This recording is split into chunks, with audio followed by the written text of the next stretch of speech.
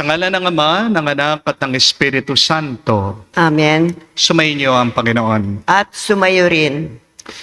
Mga kapatid, you cannot give what you do not have. Pero wag mo sasabihin na walang-wala ka. Dahil meron kang palaging tinatanggap galing sa Diyos. Yang buhay mo na lang, isang pagpapala yan galing sa Diyos. Kaya pwede ka ring magbigay ng buhay sa ibang tao. Tayo'y pinatawad din ng Diyos sa ating mga kasalanan. Kaya pwede ka ring magpatawad sa mga nakasakit sa iyo. Kung hindi ka magpapatawad, hindi ka magiging masaya, hindi ka magiging malaya, at hindi ka magiging kamukha ni Jesus. Hindi magiging banal ang iyong buhay. Aminin natin ang maraming pagkakataon na kung saan pinagkait natin ang ating pagpapatawad sa iba. At mas pinili nating magkimkim, magtago ng galit at sakit ng loob. Sa ating mga kasalanan at pagkakamali, muli tayong magpakumbaba. Hilingin natin muli ang awa at pagpapatawad ng Diyos. Para minsan pa tayo'y makitang karapat-dapat na makatanggap muli ng mga banal na misteryo. Inaamin ko sa makapangyarihang Diyos at sa inyo, makakapatid, na lubha akong nagkasala sa isip, sa salita, sa gawa at sa aking pagkukulang. Kaya isinasamo ko sa mahal na Birheng Maria, sa lahat ng mga anghel at mga banal, at sa inyo mga kapatid, na ako'y panalangin sa Panginoong ating Diyos. Kaawaan tayo ng makapangyarihang Diyos, patawarin tayo sa ating mga kasalanan, at patnubayan tayo sa buhay na walang hanggan. Amen. Panginoon, kaawaan mo kami. Panginoon, kaawaan mo kami. Kristo, kaawaan mo kami. Kristo, kaawaan mo kami. Panginoon, kaawaan mo kami. Panginoon, kaawaan mo kami. Manalangin tayo. Ama namin makapangyarihan, lakas loob ka naming tinatawagan. Sa ngalan mo, Ama naming banal. Sa kalooban namin ay panahanin mo, lubos, ang iyong Espiritu sa aming kumukupkop upang sa lupaing pinangako kami makapasok sa pamagitan ni Jesucristo kasama ng Espiritu Santo magpa sa walang hanggan. Amen.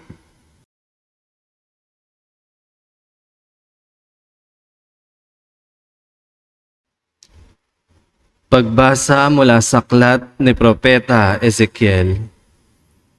Sinabi sa akin ng Panginoon, Tao, nasa gitna ka ng isang mapaghimagsik na bayan.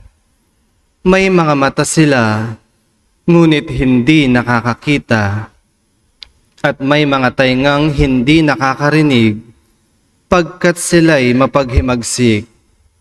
Kaya nga, magbalot ka ng kailangan mo sa paglalakbay bilang isang itinapon. Bago dumating ang gabi, maglalakad ka sa langsangan ng nakikita nila at baka sakaling makaunawa sila sa kabila ng pagiging mapaghimagsik nila. Samantalang maliwanag pa, maghanda ka ng iyong daladalahan ng nakikita nila at kinagabihan ay maglalakad kang parang manlalakbay. Pagkatapos, bumutas ka sa pader at doon ka magdaan. Pasanin mo ang iyong daladalahan at lumakad kang nakikita nila.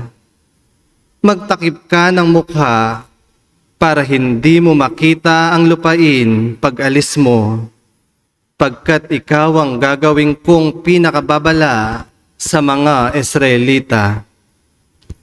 At ginawa ko ang lahat ayon sa utos sa akin. Nang araw na iyon, naghanda ko ng aking madadala bilang isang takas. Kinagabihan, bumutas ako sa pader at nagpatuloy sa paglalakbay na nakikita nila habang pasan ko ang aking mga daladalahan. Kinaumagahan, sinabi sa akin ng Panginoon, "Tao, hindi ba tinanong sa iyo ng mapaghimagsik na mga Israelitang yaon kung ano ang iyong ginagawa? Sabihin mo sa kanila na pinasasabi ko, ang pahayag na ito ay para sa pinuno ng Jerusalem at sa buong Israel. Sabihin mong ang ginagawa mo ang pinakababala sa gagawin sa kanila. Itatapon sila at ibibihag. Pagdilim, papasanin ng pinuno ng Jerusalem ang kanyang daladalahan at tatakas sa pamamagitan ng butas sa pader. Magtatakip siya ng kanyang mukha para hindi niya makita ang lupaing iiwan niya." Ang salita ng Diyos. Salamat sa Diyos. Hindi nila malilimot ang dakilang gawa ng Diyos. Hindi nila malilimot ang dakilang gawa ng Diyos. Ngunit sila'y naghimagsik sa kataas-taasang Diyos. Hindi nila iginalang ang kanyang mga utos. Katulad ng nuno nila, sila'y kusang tumalikod. Nagtaksil na wari pa ng lumipad ng walang taros. Hindi nila malilimot ang dakilang gawa ng Diyos. Nanibugho itong Diyos, sa kaniya ay nagalit, nang makita ang dambana ng larawang inuukit. Sumama ang loob niya, noong ito ay mamasid. Itinakwil ang Israel sa tindi ng kanyang galit. Hindi nila malilimot ang dakilang gawa ng Diyos. Sa gisag ng kanyang lakas, ang kaban ng kanyang tipan, binayaan na mahulog at makuha ng kaaway. Nagalit sa kanyang bayat, ibinigay sa kaaway. Kaya naman, ang marami sa kanila ay namatay. Hindi nila malilimot ang dakilang gawa ng Diyos.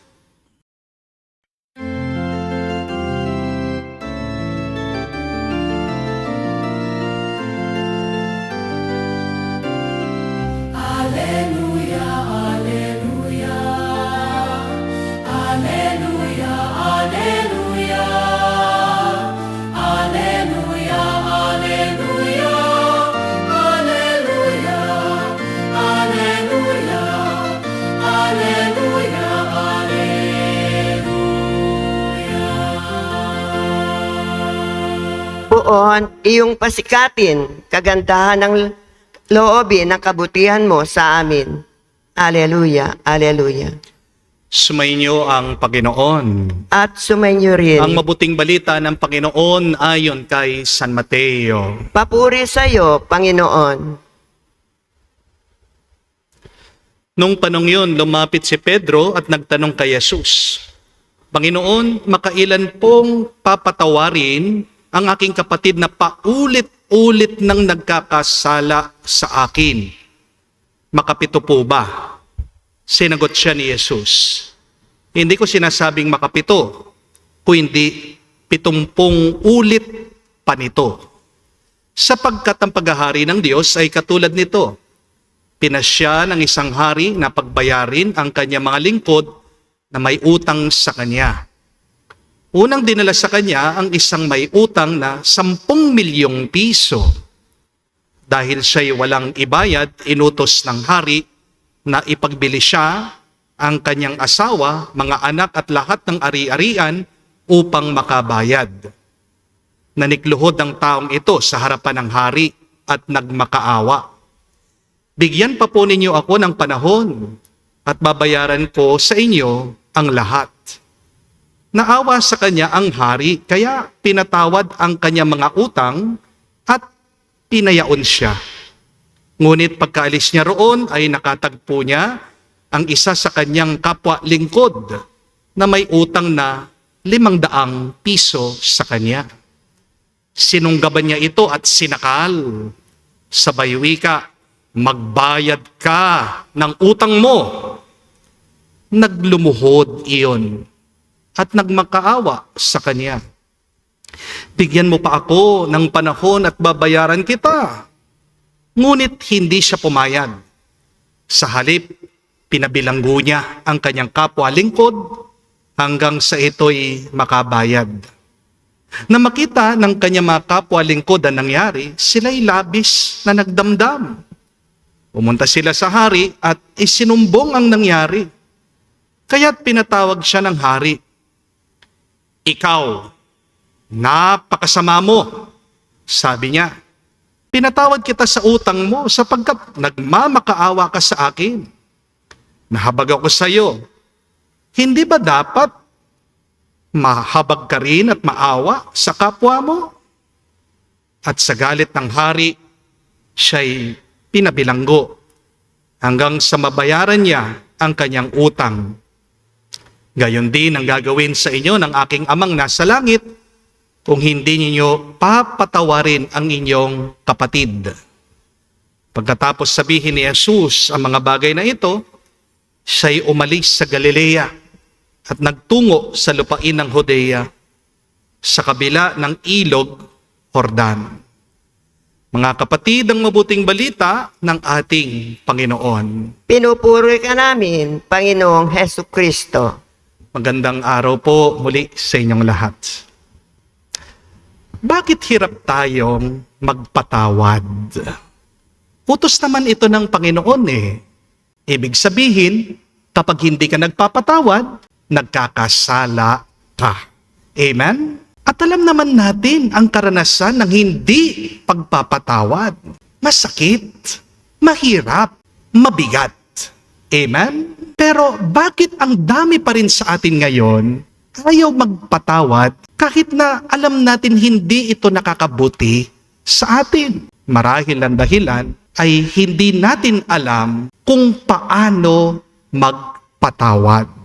Sabagay, kahit na sabihin mo sa isang tao, mag-exercise ka para maging healthy ka. Pero kung hindi naman siya marunong mag-exercise, hindi niya ito gagawin. Hindi po ba? Diba? Ang dami po sa atin sinubukang mag-exercise. Pero dahil walang tamang kaalaman kung paano talaga mag-exercise, ano nangyayari? Yung iba, lalong tumataba. Yung iba, napipilay pa. Amen? Marahil ito ang dahilan. Bakit marami sa atin mas pinipili na wag na lang magpatawad? Kasi kulang sila sa kaalaman. Pero nagpapasalamat po tayo sa Diyos. Dahil sa ating ebanghelyo ngayon, binibigyan tayo ng turo ni Jesus kung paano magpatawad. Para tayo ay lubusan ng maging malaya, masaya, at payapa. Una, para makapagpatawad ka, huwag kang maging makwenta.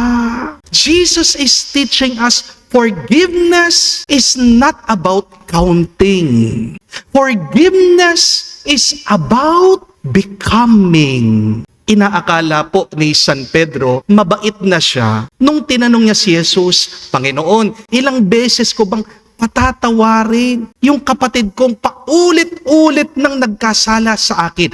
7 beses ba? Kasi po, para sa mga Hudyo, kapag pinatawad mo ang isang taong nagkasala sa iyo ng 3 beses, ang tingin nila sa iyo ay mabait na. Kaya nga po, balikan niyo yung sinabi ni San Pedro, 7 beses daw niyang patatawarin yung paulit-ulit na nagkasala. Dinagdagan niya, dinoble na nga niya eh. At pagkatapos, nilagyan pa niya ng isang extra. Ibig sabihin, pinapakita niya sa Panginoong Jesucristo, Panginoon, mabait ako. Tingnan mo na, yung limit lang, 3, ako ginawa ko, 7, doble, 3, plus 1 pa. Pero winasak ng Panginoon yung kwentahan ni San Pedro. Jesus shattered the mathematics of mercy. He said, not 7 times, but 70 times 7. Anong ibig sabihin nun? Infinity. Walang katapusan, unlimited. Hindi po nagbigay ng numero ang Panginoon. Kasi ang nilalarawan niya, anong uri dapat ang isang puso na nagpapatawad. For Jesus, forgiveness is no longer an occasional action. Forgiveness for Jesus becomes the character of someone who belongs to the kingdom of God.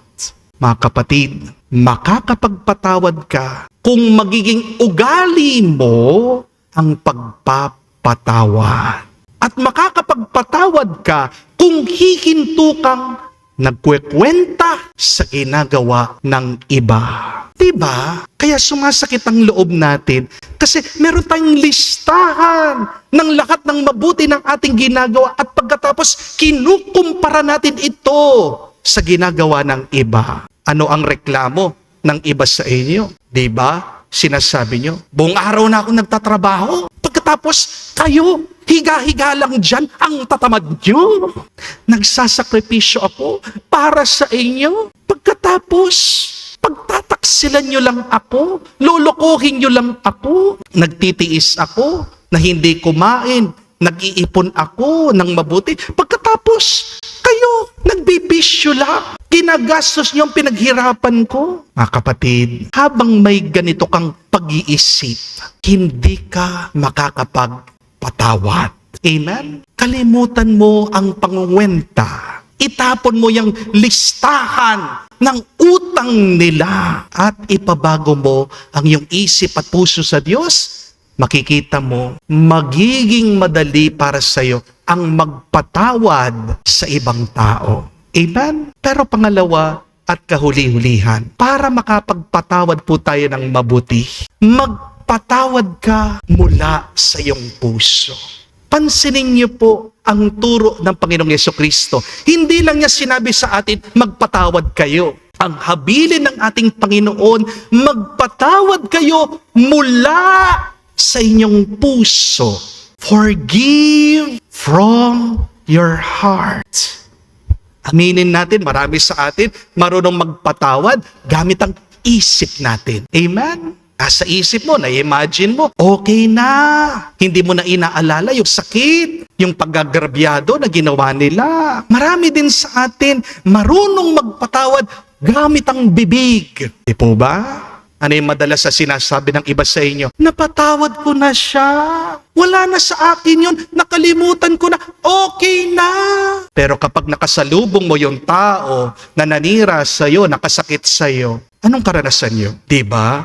Bumibilis yung tibok ng puso mo, naha-high blood ka, nanggigigil ka, umiinit na naman ang ulo mo. Kasi hindi ka pa nakapagpatawad sa puso mo. Amen? Nalaman po ng mga scientists, may utak din pala ang puso natin. Kaya pala, hirap na hirap tayo na makalimutan ang masakit na kahapon. Kasi nakatanim pa rin ito sa puso natin. Naaalala pa rin ng puso mo yung sakit at ayaw nitong bitawan yung mabigat at mahirap na karanasan. Kaya nga po ang pagpapatawad, gamit ang puso, kailangan ng proseso, kailangan ng panahon. Medyo merong katagalan yan. Remember this, heart forgiveness takes time. Minsan, hindi pwedeng isang beses ka lang magpatawad. Kailangan paulit-ulit mong gawin yan. Understand that forgiveness is not just a one-time decision. It is a daily surrender to God. Kaya kapag naaalala mo yung taong nakasakit sa iyo, isuko mo siya sa Diyos paulit-ulit, araw-araw. At kapag paulit-ulit mong inaalay sa Diyos ang sakit ng iyong damdamin, nalilinis ang puso mo. Amen? Normal lang naman po. Minsan hindi talaga natin makalimutan yung masamang ginawa ng ibang tao sa iyo. Bumabalik sa iyo yung panggagamit ng mga kamag-anak mo sa iyo. Naaalala mo yung pagtataksil ng asawa mo. Naiisip mo yung paninira, pamamahiya ng ibang tao. Pero ang grasya ng pagpapatawad ay ito. Kahit na naaalala mo yung pangit na kahapon, wala nang sakit, wala nang bigat, wala nang hapdi sa loob mo. Real forgiveness is not forgetting the wound. It is remembering the past without hatred. Paano mo alam nakapagpatawad ka na? Yun yung kahit na naaalala mo yung masama na ginawa ng iba, yung kasalanan ng iba, wala nang sakit sa puso mo, wala nang bigat sa loob mo. Kaya magdasal po tayo sa banal na misang ito. Hari nawa, ito pong dalawang paraan ay makatulong sa pagpapatawad natin. Dahil kung hindi ka magpapatawad, hindi ka magiging malaya. Kung hindi ka magpapatawad, hindi ka magiging masaya. Kung hindi ka magpapatawad, hindi ka magiging pinagpala. Pagdasal po natin, Hari nawa, maging ugali natin ang pagpapatawad at umpisan nating patawarin ng iba mula sa ating puso. Amen. Tumayo po tayo, alay po natin sa Diyos ang ating mga dasal at panalangin. Manalangin tayo sa Diyos upang makapagdulot ng pakikipagkasundo sa daigdig ang kanyang bayan na nakadama ng kanyang pagpapatawad. Ating sabihin, Panginoon, dinggin mo kami. Panginoon, dinggin mo kami. Ang bayan ng Diyos na pinalaya ng dugo ni Kristo, naway hindi magkahiwa-hiwalay at mamuhay sila sa pagkakaunawaan at kapayapaan. Manalangin tayo sa Panginoon. Panginoon, dinggin mo kami. Ang mga may dinarandam o sama ng loob, bunga ng mga kalupitan at pagkakamaling ginawa sa kanila, naway huwag magkimkim ng hinanakit sa kanilang puso, bagkus maging bukas sa kapayapaan ni Kristo. Manalangin tayo sa Panginoon. Panginoon, dinggin mo kami.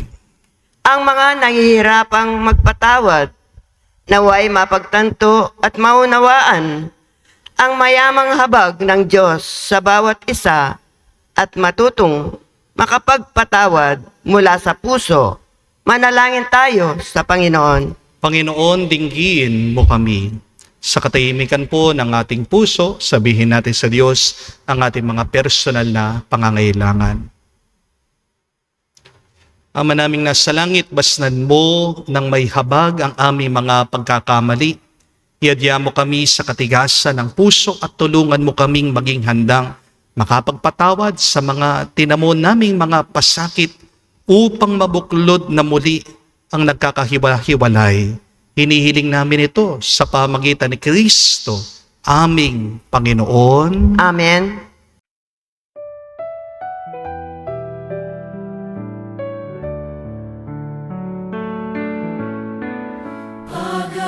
Pag-aalay nitong bayan, iyon nawa kong kalugdan, itong hayak at tinapay, tanggapin at iyong basbasan, bunga nitong pagsisikhay, luha at pawis ang taglay, gawin mo pong iyong katawag, dugo ng bago mong tipan.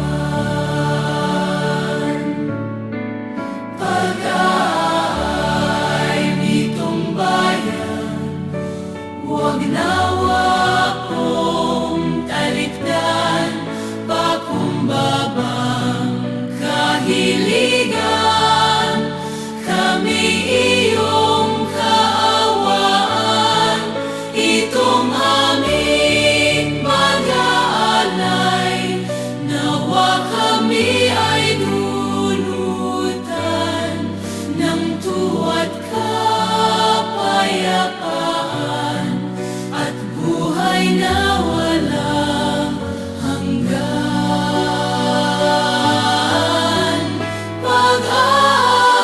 Pag-alitong bayan, tanggapin at iyong kalugdan.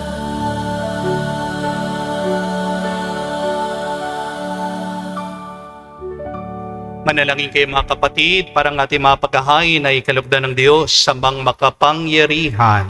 Tanggapin nawa ng Panginoon itong paghahain sa iyong mga kamay, sa kapurihan niya at karangalan, sa ating kapakinabangan at sa buong sambayanan niyang banal. Ama naming lumikha, kalugdan mo ang mga alay ng iyong sambayanan, ang pinagmamagandang loob mong ibigay sa amin upang maihain, ay siya nawang gumanap ng iyong ginagawa upang kami tubusin. Sa pamagitan ni Jesucristo kasama ng Espiritu Santo, magpa sa walang hanggan. Amen. Sumayin ang Panginoon. At sumayo rin, Itaas sa Diyos sa inyong mga puso at diwa. itinaas na namin sa Panginoon. Pasalamatan natin ang Panginoong ating Diyos. Marapat na siya ay pasalamatan. Manaming makapangyarihan, tunay nga marapat ikaw ang aming pasalamatan. Pinagbibigyan mong itong aming maihayag, kahit na ito'y walang anuman maidaragdag. Sa kadakilaan sa iyo ay likas. Sa pagpupuri namin, ang nakikinabang ay kami rin iyong pinakikiharapan sa pamagitan ng iyong anak na minamahal. Kaya kaisa na mga anghel, nagsisiawit ng papuri sa iyo nang walang humpay sa kalangitan. Kami nagbubunyi sa iyo kadakilaan.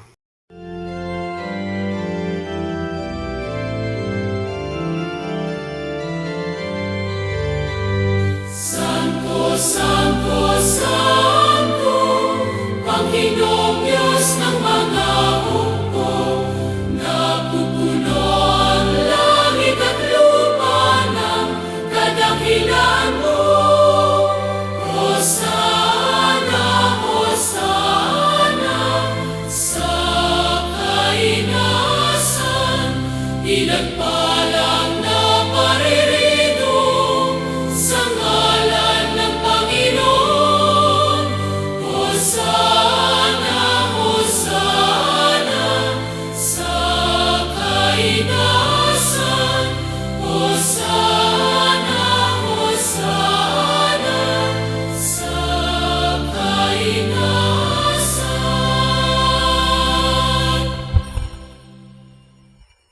Ama naming banal, ikaw ang bukal ng tanang kabanalan. Kaya't sa pamagitan ng iyong Espiritu, gawin mong banal ang mga kaloob na ito upang para sa amin maging katawan at dugo ng aming Panginoong Jesucristo. Bago niya pinagtiis ang kusang loob na maging handog, inawakan niyang tinapay, pinasalamatan kanya.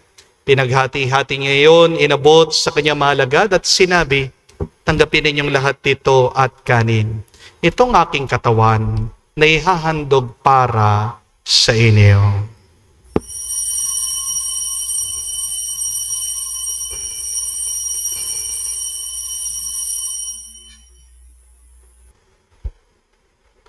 Gayon din naman na matapos ang hapunan, hinawakan niyang kalis, muli kanyang pinasalamatan.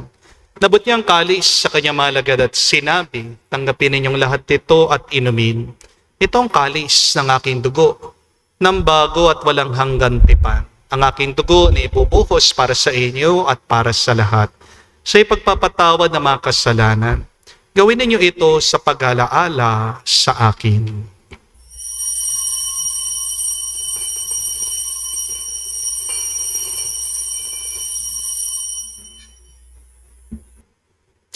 Ang misteryo ng pananampalataya.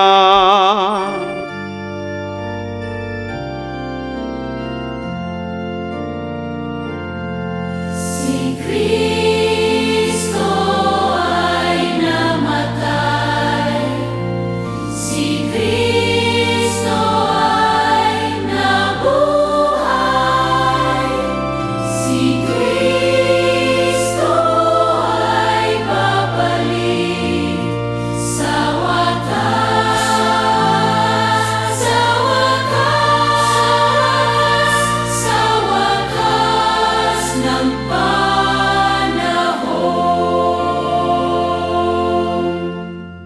Ama, ginagawa namin ngayon ang pag-alaala sa pagkamatay, muling pagkabuhay ng iyong anak.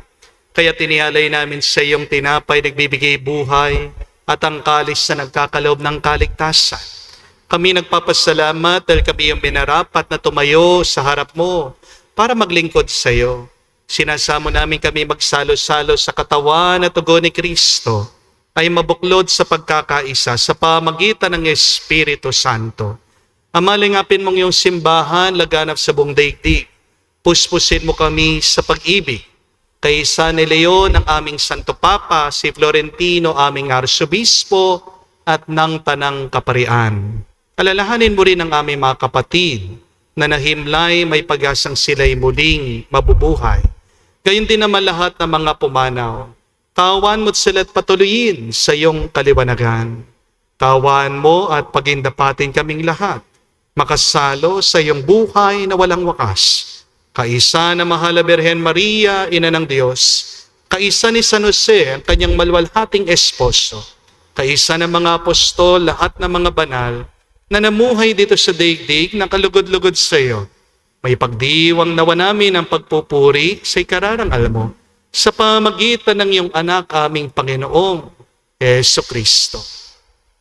Sa pamamagitan ni Kristo, kasama niya at sa Kanya, lahat ng parangal at papuri ay sa iyo, Diyos Ama, makapangyarihan, kasama ng Espiritu Santo, magpasawalang hanggan.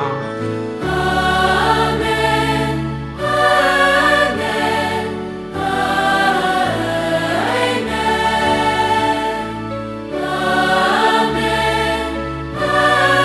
Amen. Sa nakagaling na utos sa turo ni Jesus sa Panginoon natin na Diyos, ipahayag natin ng lakas, loob.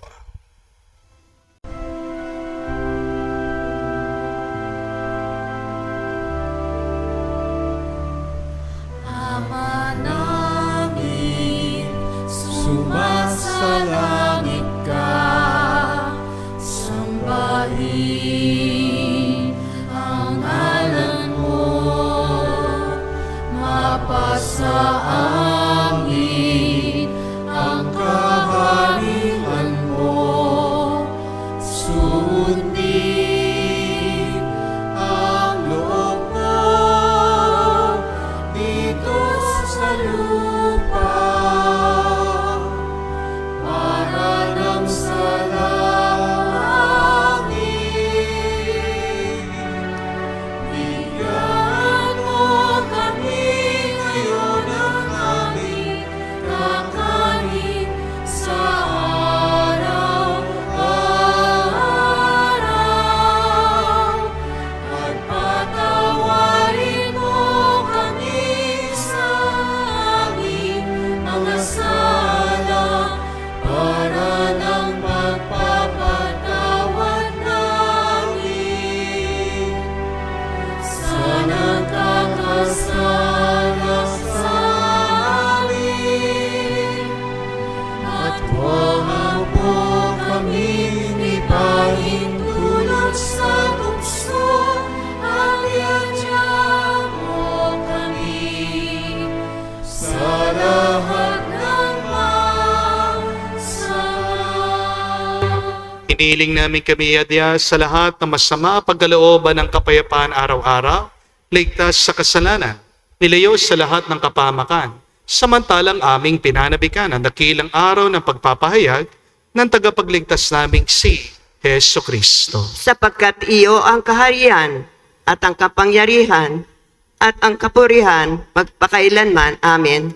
Panginoong Hesu Kristo, sinabi mo sa mga apostol, kapayapaan ang iniwan ko sa inyo, ang aking kapayapaan binibigay ko sa inyo. Tunghayan mo ang aming pananampalataya at huwag ang aming pagkakasala. Pagkalooban mo kami ng kapayapaan at pagkakaisa ayon sa iyong kalooban, kasama ng Espiritu Santo, magpa sa walang hanggan. Amen. Kapayapaan ng Panginoon ay laging sumainyo. At sumayo rin. Magbigaya po tayo ngayon ng kapayapaan sa bawat isa. Peace with you po. Kapayapaan po sa inyong lahat.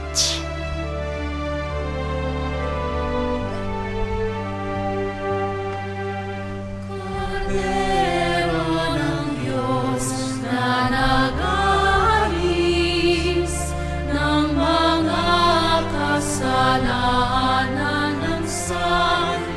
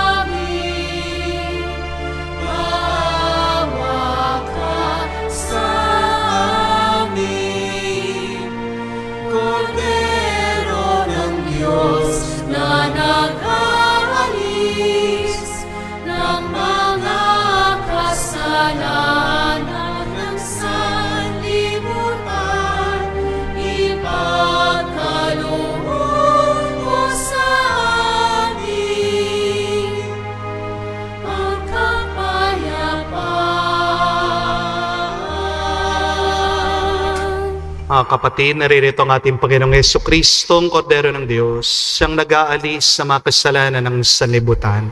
Mapalad tayong lumalapit sa piging ng Kordero. Panginoon, hindi ako karapat-dapat na magpatuloy sa iyo, ngunit sa isang salita mo lamang ay gagaling na ako.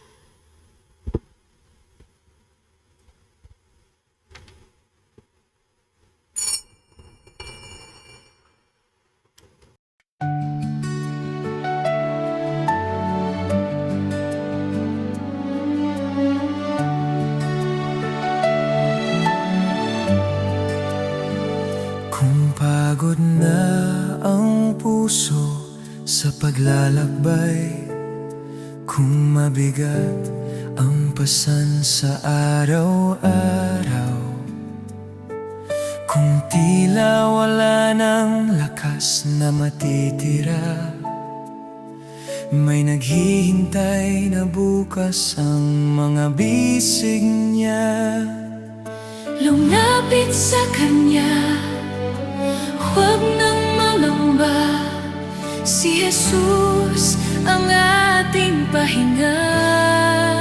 Lumapit sa Kanya, manalig sa Kanya. Si Jesus ang ating kapayapaan. Sa Kanyang katawan, buhay ay handog. Si Jesus ang buhay na walang hanggan.